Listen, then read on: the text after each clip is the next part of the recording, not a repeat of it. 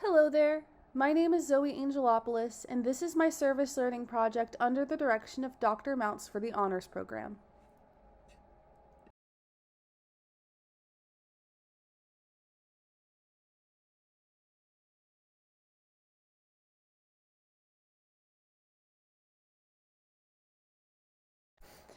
For my service learning project, I chose to work with the Lafayette House organization as I am passionate about their cause. The Lafayette House is a domestic violence and assault survivor shelter as well as substance use program here in Joplin, Missouri. Their mission is to aid their clients to find independence and well-being in their lives. The first idea I had for my project was to do a one-day mobile medical care clinic. This would entail setting up a clinic with a triage system at Lafayette House in which providers would provide primary care treatment to residents.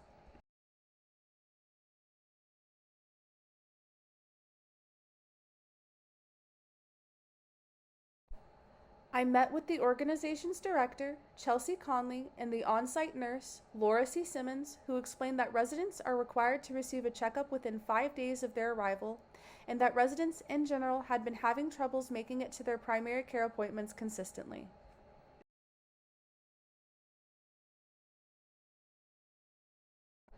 While reaching out to local healthcare organizations, I spoke to Rhonda Warren, a local school health coordinator, who I contacted through Freeman, who suggested we look at telemedicine, which would involve advanced medical devices with the screen.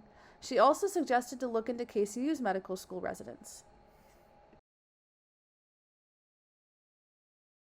Unfortunately, there was a miscommunication between staff about my project. It turns out there was already an agreement between Lafayette House and a different provider for primary care, and a mobile medical clinic with Freeman would interfere with that contract.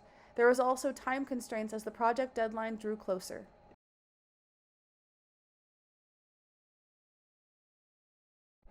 Upon meeting with Lafayette House's medical director, Susan G. Hickam, I was guided in a new direction. The SUD program's residents are legally required to see a physician within 5 days of their arrival to begin the program, and residents were struggling to receive this initial checkup and often had to go to the ER.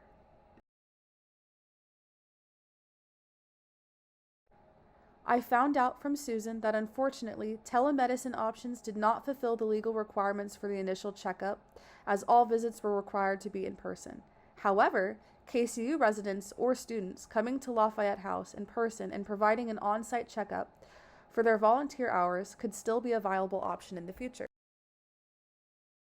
Although I am still working with Lafayette House and Rhonda Warren to provide a more stable on-site checkup method for residents, this won't be able to be completed by the project deadline. Susan provided me with a short-term project idea: educating staff and residents about the importance of primary care.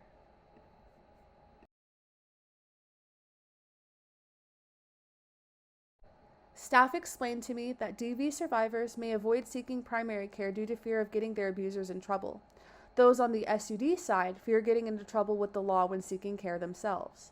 Many on both sides may have also been taught to neglect their own health or may not have even learned how to seek medical care in the first place.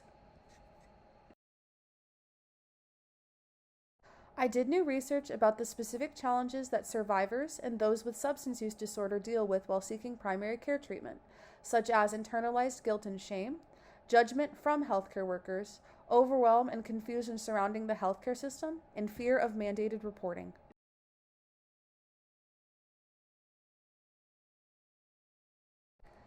I met with staff during their weekly meeting and presented my research as well as potential solutions to these problems, such as teaching patient self-advocacy, advocating for residents on how the healthcare system operates, and teaching self-care and empowerment.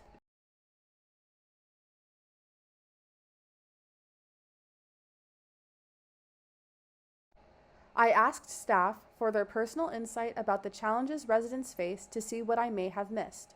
Many staff members, it turned out, were survivors or previous users themselves. They also explained to me things they had noticed when assistant residents in seeking treatment as well.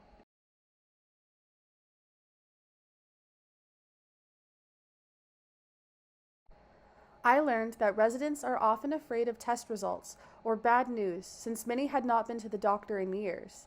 Many had experienced being treated like an object instead of a person by providers, and had overall negative experiences with the healthcare system, which fed into their fears of seeking future treatment. For my next steps, I will be having a presentation for Lafayette House residents on how to be their own patient self-advocate, education on how the healthcare system works and where to begin in finding a primary care provider, as well as the importance of taking care of yourself and listening to your bodily needs.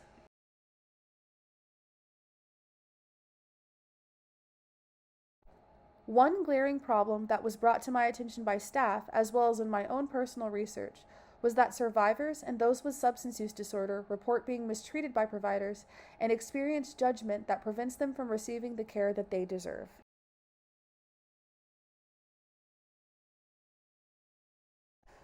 I plan on continuing this project by doing the educational seminar for Lafayette House's residents, finding a way to provide on-site general checkups to residents, whether that be through KCU residents or another method that I can find in the future, and trying to find a way to educate providers on confronting bias towards specific populations.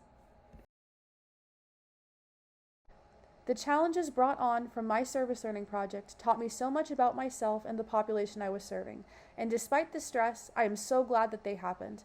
If these challenges never occurred, I wouldn't have gotten to learn the roots of the multifaceted problem I am working towards addressing.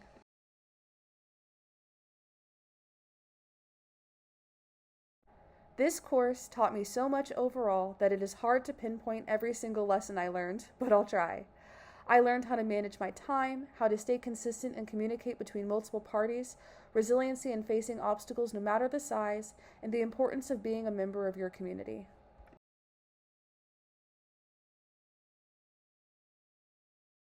At the start of this course, we were asked to define what service learning means to us. I wasn't sure what service learning meant to me at first, but now I understand. I see service learning as finding ways to support your community by learning about the people you're helping and tackling challenges directly. No matter the scale of your project, the positive impact you make on your community is what matters. Thank you.